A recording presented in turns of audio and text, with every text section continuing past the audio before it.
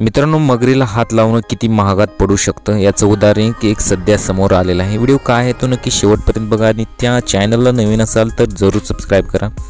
इथे तुम्हाला दिसत आहे की एक व्यक्ती जो आहे अशा प्रकारचं कृत्य करताना दिसत आहे।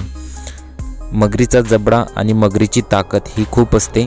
मगरीच्या एकाच जबड्यात त्या व्यक्तीचा हात तुटला असता, परंतु इथे काय झालं बघा, एक व्यक्ती झोपलेल्या मगरीला हात लावण्याचा प्रयत्न करतो, परंतु ती मगर अचानकपणे उठते आणि त्या माणसावर हल्ला करण्याचा प्रयत्न करते।